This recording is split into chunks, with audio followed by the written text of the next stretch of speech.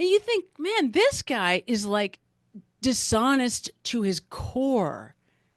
Because to be able to stand in front of a judge and make these arguments that he is making, to lie so egregiously to yourself that you are actually up there in front of a judge in a courtroom in America making the argument that these two guys shouldn't be allowed to testify.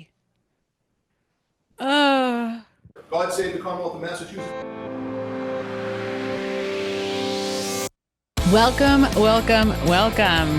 This is the I Don't Belong Here show where we are currently featuring the Karen Read murder case. I am your host, Samantha Benigno. I am a career psychotherapist, a master's level psychologist, a fifth-year PhD candidate in clinical psychology, and I am here breaking down this case from a psychological perspective. Today, I want to answer a question once and for all. Was John O'Keefe hit by a car? Because at the end of the day, if John was not hit by a car, then he was not killed by Karen Read. And that is why we are here.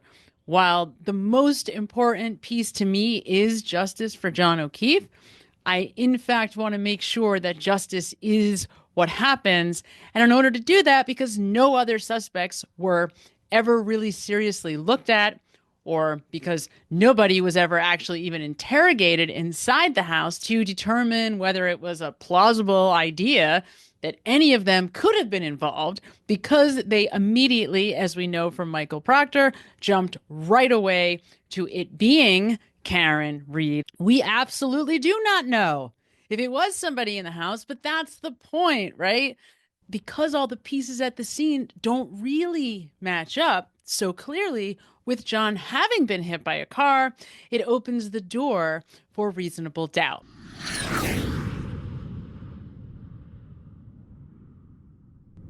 Now, there is one more important detail I should also mention, and that is the medical examiner in this case never ruled John's death a homicide. She ruled his death as undetermined.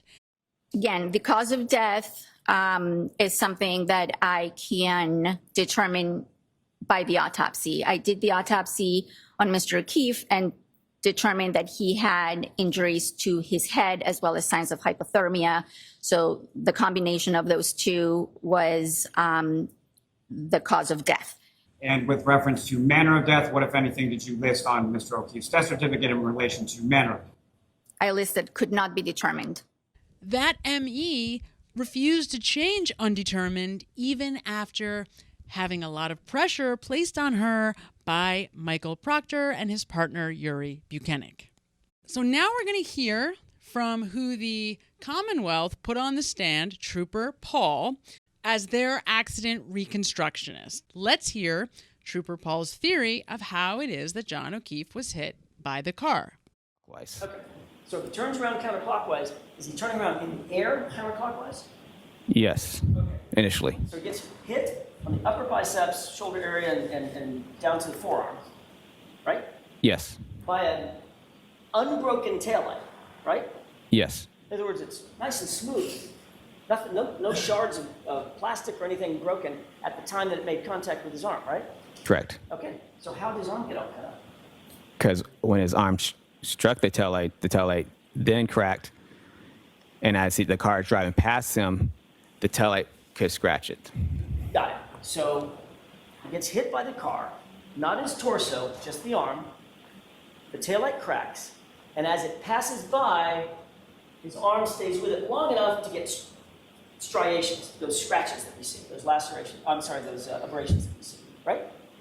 In a sense, yes. And at the same time, he does a pirouette and flies 30 feet to his final point of rest.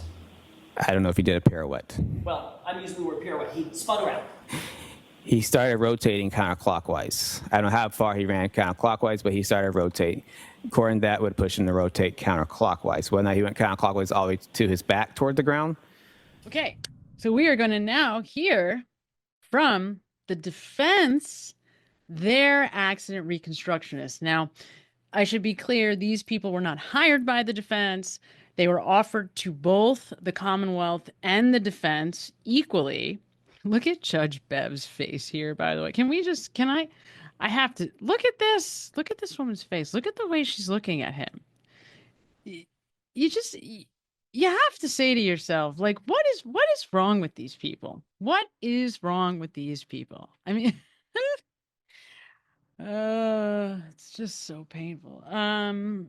With these two guys who you're about to hear from, had no knowledge, by the way, no knowledge at all about who Karen was, who John was, knew nothing about the situation, were given a bunch of information by the federal government and hired to tell them whether or not John O'Keefe was killed by a car. We're just given facts, given some information to look at, and then told, tell us what happened. Okay, and this is what they came up with. So here you go.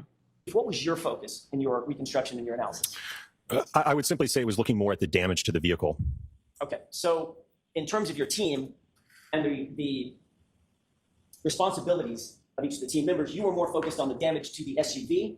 Dr. Richler was more focused on the injuries suffered by Mr. O'Keefe, correct? I think that's a fair characterization, although with the caveat that we worked together as a team. So we weren't isolated kind of in those areas, not speaking to each other. We certainly worked together on the analysis. Understood. Were you provided or did you review certain materials in furtherance of your consultation in this matter? Yes. What were you provided? We were provided photographs of the incident location. We were provided photographs of the Lexus. There were a couple of incident reports that we received.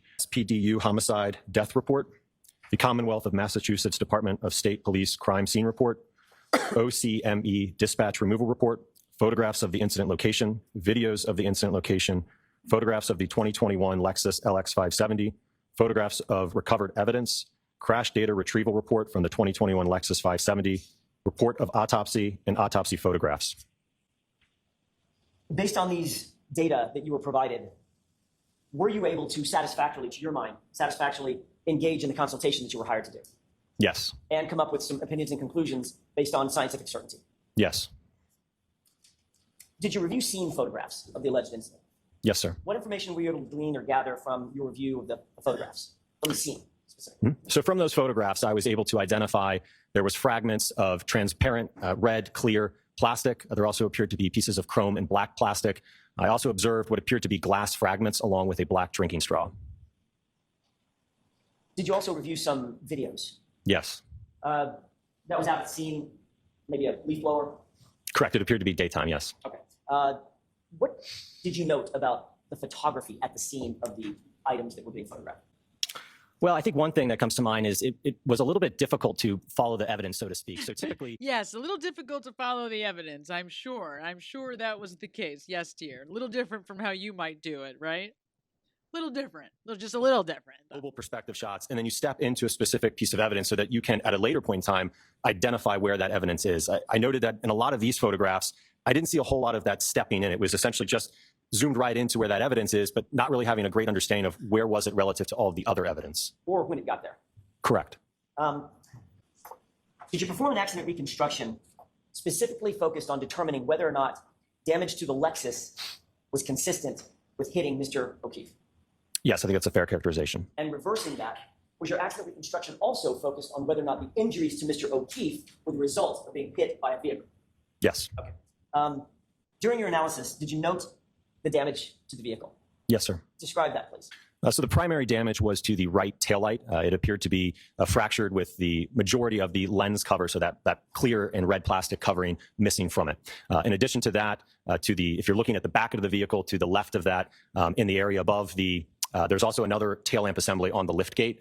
So above that assembly, there was a small dent along with some paint chips on the bumper, more so on the wraparound section as it kind of curves around to the right side of the vehicle. There appeared to be some superficial scratches as well in that area. Was there any other damage or deformation that you were able to glean from your review, the photogrammetry, damage to the Lexus, the bumpers, the panels, the quarter panel, the sheet metal, anything like that?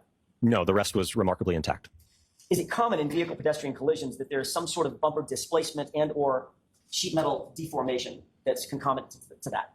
Absolutely. Assuming a pedestrian is positioned in a normal upright position, you certainly would expect to see damage to the bumper. In a lot of cases, what happens is, the bumper is just clipped on. So again, the force of that impact will oftentimes cause the bumper to kind of become unmounted or unclipped. You certainly could see deformation to body paneling, such as the lift gate or the quarter panel as well. Is that especially true at higher speeds, meaning above 15 miles per hour or so? Oh, absolutely, yes. Was there any apparent damage to the Lexus that appeared consistent with any kind of pedestrian interaction that you saw? No, it was really confined to just the taillight, a very isolated portion of the vehicle.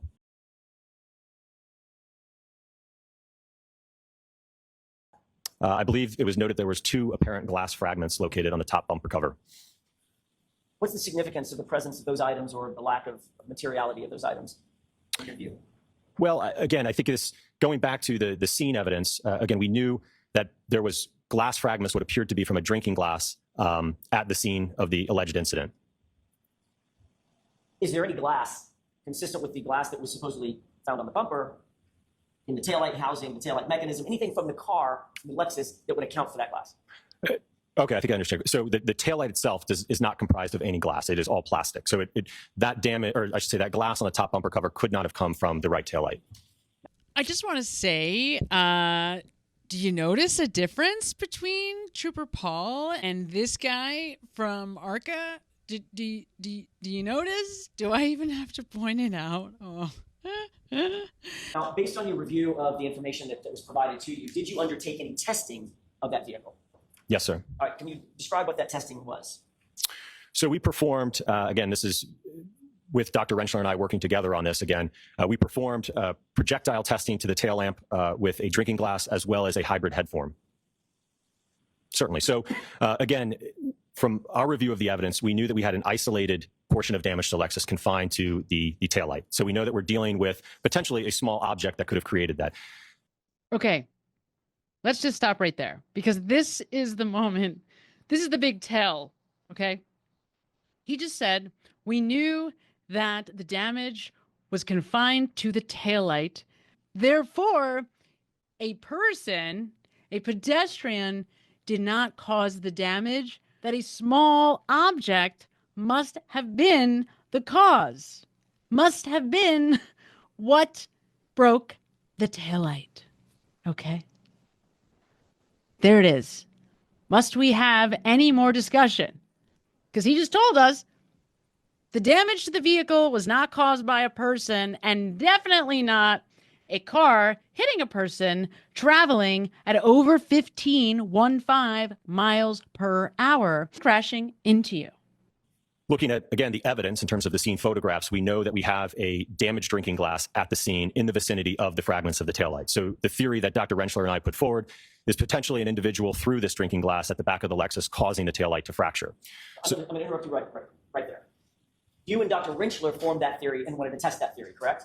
Yes. You were not told that theory by the defense, because you've never met us.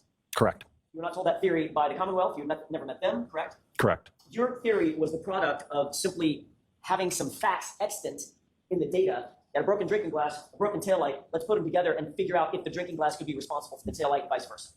Absolutely, yes. And that was your determination of, well, we were given instructions to reconstruct this. Let's look at every single angle, correct? Absolutely. And I will note, as part of the engagement with the entity that retained us, we were asked not to do any outside research or investigation of the case. It was to be based solely on the evidence that we were provided. Okay. As a matter of fact, and importantly, while you were doing your testing, had you ever even heard of the Karen Reed case? No. So getting back to that testing, and I interrupted your flow, you were looking at whether or not the glass could have produced the damage to the rear taillight that you saw, correct? Correct. And what did you do in furtherance of making a determination about whether or not that was possible? Certainly. So myself and one of our lab technicians at ARCA, we designed and developed a pressurized air cannon. So it was capable of firing a projectile such as a drinking glass at the taillight. So it essentially, you think of it kind of as a giant cannon, but it had a barrel, and then there was a valve that would open rapidly, and directly behind that was a pressurized vessel. And depending on the pressure, the PSI of that vessel would determine essentially the speed at which that glass would be projected into the taillight. So you literally built a cannon? Yeah, it's pretty awesome. Cool job. Tell me what the results of your testing was with this pneumatic cannon that would fire the drinking glass. Certainly. So we performed 2 different tests in terms of speeds. The target speeds were 30 and 40 miles per hour. Why was that? Well, so with consultation with Dr. Rentschler, he indicated that that is a reasonable speed at which an adult male or an individual, for that matter, could throw a drinking glass at the taillight. Had anybody up to that point, anybody told you let me see if I can rephrase that. Had anybody indicated that there was any evidence whatsoever that John O'Keefe had thrown a drinking glass at the taillight? No. Was this another example of you and Dr. Rentschler and your team just exploring sort of every possibility and working a little bit in the blind? Objection. Sustained. What was the reason that you decided, or you and your team decided, that you wanted to approximate how a grown man could throw a glass at a taillight? Well, I think we wanted to have an understanding is when a projectile such as a drinking glass interacted with the taillight, would we get damage on the test taillight that was consistent with that of the subject taillight? Understood. So based on your theory, were you able to approximate the damage on the taillight? Yes. Describe that for us. So as I mentioned, we ran two tests. The target speeds were at 30 and 40 miles per hour. And there was a little bit of variability in terms of what our target was and what we actually achieved. So the achieved speeds were at 31 miles per hour and 37 miles per hour. So there's just depending on how the glass leaves the barrel and some of the rotation can affect some of the speed, or ultimately the end result speed to that. So what I will say, though, is that with the 37 mile per hour projectile into the taillight, we noted and observed that there was damage that was consistent with that of the subject tail lamp, and that the test tail lamp had the majority of the outer lens fractured and missing, broken into pieces, as well as some underlying damage to some of the internal components as well. You were able to replicate the damage to the taillight using a pneumatic cannon firing a glass at 37 miles an hour directly at the taillight, correct? Correct. All right. And that would also shatter the glass too, correct? Correct. Did you do any testing about whether or not that damage to the taillight could be produced by a person simply holding a glass and being hit by the car driving in reverse? We didn't do any testing of that, and primarily because, again, if we're looking at the arm and its total length, right, we only have a narrow damage pattern, which on the taillight, if you think about where where it meets the lift gate into where it starts to wrap around to the side of the vehicle, it's only about 6.5 inches in width. Again, the damage to the back of the Lexus, again, is confined to just that roughly, again, when we're talking about the taillight itself, that 6.5 inch section in width. Right. So it's inconsistent with the total length of the arm, and certainly from discussion with Dr. Rentschler, inconsistent with the injuries to the arm. And that is ultimately what they concluded, by the way. It also comes out, which we're not going to get to because this could go on all day, but it also comes out that glass that we saw John O'Keefe leave the bar with is not the same glass that was found at the scene. What glass that is, God only knows. God only knows. Let's hear from Dr. Rentschler now and see if we can't get his version of what happened. Sure. Well, I've got my BS in mechanical engineering with a minor in biomedical engineering from Carnegie Mellon University in 1995. I then went on to get my master's in bioengineering and biomechanical engineering from the University of Pittsburgh in 2002. And then I went to get my doctorate or my PhD in bioengineering and biomechanics from the University of Pittsburgh in 2004. Doctor, do you specialize in research and analysis to evaluate specifically the study of the relationships between crash injuries and crash forces? I do, yes, sir. And when I say crash injuries, we're talking about to human beings. That's right, injuries to human beings, whether it be in a crash motor vehicle accident, slip and fall, industrial, any type of setting where there's an injury to the human body. I evaluate basically that event and the mechanisms responsible for producing those types of injuries. So kinematics is really just the motion of the human body, and it's the study of the human body, how the body moves under different circumstances, whether you're in a car that's struck from behind, what direction will your body move, slip and fall, how will your body rotate and move. It's really looking at the motion and the response of the body. Are you certified by any professional associations? I have a PhD. There's no professional licensure for biomechanical engineering. PhD is the highest, basically, certification you can get. And I'm also a member of SAE, Society of Automotive Engineers, as well as the American Society for Mechanical Engineers. Well, I attend seminars and professional classes with respect to biomechanics as well as action reconstruction, but looking at new technology and research with respect to injuries. For instance, motor vehicle accidents, if there's new safety measures such as airbags, seatbelt pretensioners, auto detection devices on vehicles. So really kind of staying up to date with the current research and literature that's out there. So the human body, is that right? It is, yes, and biomechanics is really, it's looking at injury to the human body.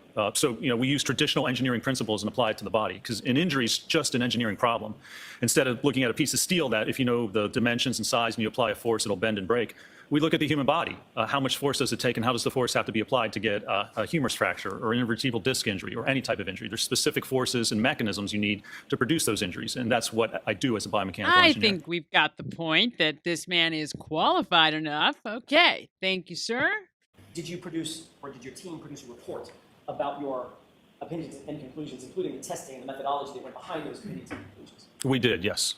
You were not hired by the defense in this case, correct? No, we were not. You were not hired by the Commonwealth in this case. That's correct, we were not. When you started your analysis, you didn't know who we were. You did not know who the Commonwealth was. That's correct. You'd never heard of the Karen Reed case. I had not, no, sir. You were contacted by my office after you provided your report, correct? That is correct, yes. Were you ever contacted by the Commonwealth? Not that I'm aware of, no, sir. My opinion was based on certainly the medical records, the description of what the injuries were, the damage that we have to the Lexus, primarily the right rear tail light cover, as well as we perform testing to evaluate the strength of that tail light cover and look at the damage associated with different types of impacts. And also to look at the overall evidence of where everything was found, where Mr. O'Keefe was found, what the injuries were, how they may or may not have occurred based on the damage we have to the vehicle. So did you look specifically to find whether or not you could determine the forces required for Mr. O'Keefe to suffer the injuries that you saw in the records, medical records, et cetera? I did, yes. I determined in my analysis whether there was sufficient force with that damaged taillight and interaction with that taillight to produce any of the injuries that were listed or diagnosed in the autopsy report and the medical records. Generally speaking, what injuries would you expect to see in a vehicle-pedestrian interaction at, say, 24 miles per hour? Objection. I'll allow that. Just generally, Doctor, if you would, please. Yes, Your Honor. So 24 miles an hour, once you get up to that speed, you start to see fractures. You see significant ligament and tendon damage. I mean, usually about 15 miles an hour, 15-mile-an-hour impact is where you start to see damage to, for instance, the leg and the knee. At that speed, you're going to produce, if you impact the vehicle, you're going to produce upwards of 1,000 pounds of force on the body, depending on what part of your body impacts the vehicle. So certainly at 25 miles an hour, you start to see significant injuries occur. Is that true for any part of the body that is struck, whether it's center mass or an extremity? 1,000 pounds of force because of the speed of the vehicle? Well, force is equal, Newton's second law of force is equal to mass times acceleration. So the acceleration is going to be the same. It depends on the mass of whatever body part's being hit. So from the testing that we did at 15 miles an hour, we used a head form which weighs about 11 pounds. And that produced almost 1,000 pounds of force, a little under that for the head. So anything that weighs 11 pounds is going to produce almost 1,000 pounds of force. The heavier the object, if you get hit center mass, that's going to be even greater force because that's more mass than just 11 pounds. So the acceleration is the same for each body part. It just depends on the weight of the body part and how heavy it is to determine the force that's actually exerted on the body. Did you review, in furtherance of your conclusions and opinions, did you review records that indicated injuries to both a head as well as an arm, the right extremity, right arm? I did, yes, sir. Taking those one at a time, is the injury to the head that you saw consistent with having been struck by a vehicle at 24 miles per hour? It is not, no, sir. Can you explain why that is? There's a couple of reasons. First of all, and the main reason is that to get the injury, it was a fracture at the occipital region of the head, which is basically on the back bottom part of the head. So in order to have that part of the head contacted by the tail light, you would somehow have to have a configuration or be standing in a manner that the rest of your body doesn't get hit because there's no other significant injuries to the body. If there's enough force to cause a skull fracture, then there's going to be certainly enough force to cause injury to the rest of the body. So first of all, you have to determine how could you configure somebody could actually be standing to have only the head impacted, the back of the head. And even if that was the case, if somebody positioned themselves in such a manner to have that occur, you're still going to see other injuries related to that. For instance, with the cervical spine, over 1,000 pounds of force acting on the head, you're going to get significant cervical injuries, fractures, disc injuries, tendon and ligament injuries. So the fact that we only have that head injury and only damage to the occipital portion of the skull is inconsistent in this case with being struck by that tail light. And then there's also the evidence that we saw when we did the testing. At 15 miles an hour, where we dropped the head form, so that would be akin or like a vehicle backing up at 15 miles an hour hitting the head, we had more damage to the tail light in that test than what we saw with the subject tail light cover. So if you're going 24 or 25 miles an hour, even faster, you're going to see even greater damage, greater fracturing of that rear tail light, and we just don't have that in this case. So both the physical evidence as well as looking at the biomechanical aspects of it are inconsistent with that head injury occurring due to impact with the rear of the Lexus. Shifting to the arm, are the same forces at play if instead of the head making contact with the tail light, it's an outstretched arm, for instance, at the elbow area of a human being, a person 73 inches tall weighing 215 pounds? Objection. They are. I just explained the force is mass times acceleration. So if the arm weighs the same as the head, you're still going to get that same force, almost 1,000 pounds. Does the arm weigh the same as the head? It does, actually, almost identical, because your arm, just one of your arms, including the hand, forearm, and upper arm, is about 5% of your total body weight. So for someone who weighs 216 pounds, that comes out to about 10.8 pounds. So your arm, basically your whole arm, is about the same, weighs the same as your head. So is your analysis the same then if the arm, close to an 11-pound arm, made contact with the taillight traveling at 24 miles an hour, sorry, at 15 miles an hour, would you expect even more damage to the taillight at a higher speed? Objection. I'll allow it. Watch the leading though. Sure. Yes, you would. If it's higher than 15 miles an hour and you have an arm actually striking that taillight, you're going to get even more significant fracturing, more damage to that taillight at a higher speed than what we saw. So was the taillight damage consistent or inconsistent with striking an arm? It was, our findings was it's inconsistent for a number of reasons, but it's inconsistent with striking the arm, yes, sir. Okay. I want to shift back to the head injury that you saw. Was the head injury that you saw consistent with falling backward from a standing position onto a rigid surface? That's certainly one of the possible scenarios. That would create the injury mechanism. You fall backwards, strike your head on concrete. That can produce thousands of pounds of force on the head. And so that's certainly a scenario where you could produce that damage. If someone was standing, they fell backwards and struck their head on the roadway or on the curb or a hard surface. So I was going to ask, do you think you may have just answered my question? Those kinds of force multipliers require a hard or rigid surface or not? They do, yes, sir. So grass and dirt would not produce the same sort of force? Grass and dirt, no, that would certainly not produce the same amount of force as hitting your head on concrete. And if it was grass and dirt with a little bit of snow on the top of it, what effect is that? That's going to dampen and lessen the force even more so. I want to shift back to the arm. I know I'm going back and forth, but bear with me. Talking about the arm, if presuming a strike at, say, 24 miles an hour on just the arm, what kind of damage would you expect to see on the arm, irrespective of the vehicle? You're going to see significant damage on the arm, especially if it hits at that taillight. Enough force to actually cause fracture of that taillight, that force is going to be concentrated at an initial point. And you're going to see at that point, you're going to see probably the most damage to the arm and to the skin there. So remember, at 15 miles an hour, that's about almost 1,000 pounds. So 24, 25, it's even greater. So that amount of force on the arm, certainly you're going to see extensive subcutaneous lacerations, bruising, contusions. You're going to see most likely fracture of the arm as well. You're going to see significant damage. Just imagine having your arm out and being struck by a car at 25 miles an hour. There's going to be significant damage, more so compared to simply the abrasions that were diagnosed and documented on the arm in this case. If you were to presume, for purposes of my question, that an arm was struck by a vehicle, taillight traveling at 24 miles an hour or thereabouts, would you expect to see patterned abrasions with no bruising? Objection. Or just what would he expect to see? What would you expect to see? So again, I would expect to see significant trauma to the skin, to the bone, to the tendons. I wouldn't expect to see just abrasions, pattern abrasions. I mean, abrasion by very definition means that it's trauma to the skin, which is created through rubbing or grinding or friction. So it's basically something rubbing against the skin that basically wears away that top layer of skin. It's not blunt force trauma. If you have blunt force trauma, that produces a contusion or a bruising. It's not a laceration type injury where you have a cutting injury that actually produces a cut or a significant laceration. It's really just rubbing along the skin. So that would be inconsistent. If you have an arm that's actually struck at 25 miles an hour, you're going to have significantly greater damage, especially if there's a taillight that shatters. So you have the taillight coming in, it's hitting the arm, and it's moving forward into the arm. So if that actually caused fracturing of the taillight, then parts of that taillight are going to be pushed into the arm and likely embedded into the arm as the vehicle continues forward and pushes the arm out of the way. I didn't see any of that, basically just superficial abrasions, which all appear to have a similar amount of force. There's not a difference. That's the other thing. If you had a taillight shatter and explode on an arm, you would have some areas where you would have very deep contusions or lacerations, others lighter areas. But when you look at the abrasions that were noted in this case, they all appear to be of the same force, generally the same direction and the same severity, which would be inconsistent, in my opinion, with being struck at 25 miles an hour. Generally speaking, do you look for consistency in size of an object striking a body and the injury that the body suffers from being struck by the object? Absolutely. Yeah. I mean, size is a big part of it, certainly. Yes. So did you do any measurements of the size of the taillight, the width of the taillight that was shattered? Yes. And what was that width, if you can recall? I think the width we looked at was maybe 6 inches or so. In review of your, in coming to your opinions and conclusions, did you look at the arm of John O'Keefe just sort of laid out, straight out? I did, yes, sir. Did you see where the injury started and stopped, or began and ended, however you want to put it, in terms of size?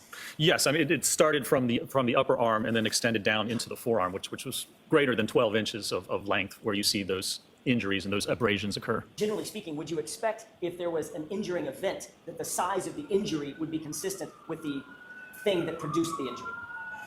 Yes, generally speaking, you would certainly expect that. And again, you would normally and usually be able to see an initial point of contact, because that's where the most force is going to occur, where it causes that taillight to break. So you would have an area of severe damage, and then it would extend out likely to the edges of where it would contact the rest of the taillight.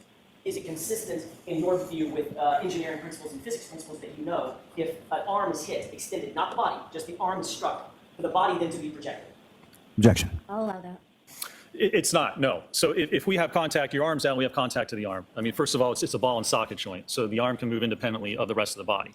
So with enough force, even if you're contracting your arm and trying to hold it out as tight as possible, it's going to overcome that muscular contraction and basically just move the arm.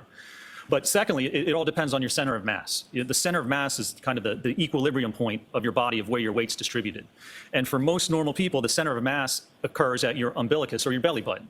So wherever your belly button goes, that's where your body's going to move. They teach this to football players, right? If you're a defensive back and a running back comes around the corner and it's you against him, they tell them or they teach them to watch the waist and watch the belly button. It doesn't matter what your head or your arms do or what their feet do. Wherever their belly button goes, that's where they're going to go. So that's what you want to tackle. So even if you had your arm straight out, again, we said it would move because of the joint. But let's assume you had a metal pole sticking out of your arm, out of your body instead of your arm, and that metal pole gets hit. What's going to happen to your body? It's just going to spin around, right? Because it's producing a moment arm, which produces a torque on the body. So your body's going to basically spin. In order to get that body, or the complete body, over, for instance, 10, 20, 30 feet into the yard, you need a force acting at the center of mass.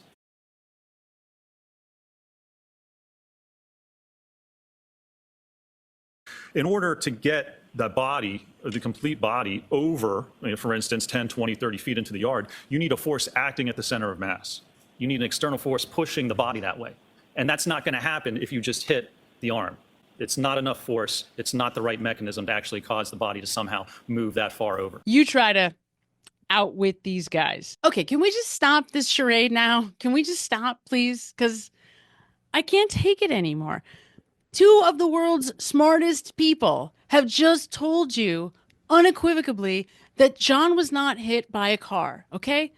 The medical examiner just told you that John was not hit by a car, that she cannot tell you that there's any greater chance that he was hit by a car than he fell down, than he was in a fight. She cannot say that. You know why? Because she also tells you that the injuries to John are not consistent with what you would normally see from a car accident. So what are we still doing here? We are going to take the word of Trooper Paul? So like I said before, the side swipe, he would not have gotten 100% of the vehicle, 100% of the speed of the striking vehicle. It would have vastly underestimated this vehicle. You couldn't hit a person and side swipe them, spin them off to the side and have that and get a speed from those calculations. Is that where we are now, 2025? Science, facts, physics, none of that matters. We're just going to pin it on the girl because she's a nutbag CUNT. What is it going to take for somebody to investigate what really happened to John O'Keefe? What are we doing? What is going on? Oh, my God. This is such a charade. It's just, how are we just completely ignoring these two men? How are we just ignoring them? Prosecution, Hank Brennan is actually standing up in front of the judge and making an argument that these two men should not be allowed. And you think, man, this guy is like dishonest to his core. Because to be able to stand in front of a judge and make these arguments that he is making, like, you have to be a despicable human being to lie so egregiously to yourself that you are actually up there in front of a judge in a courtroom in America making the argument that these two guys shouldn't be allowed to testify.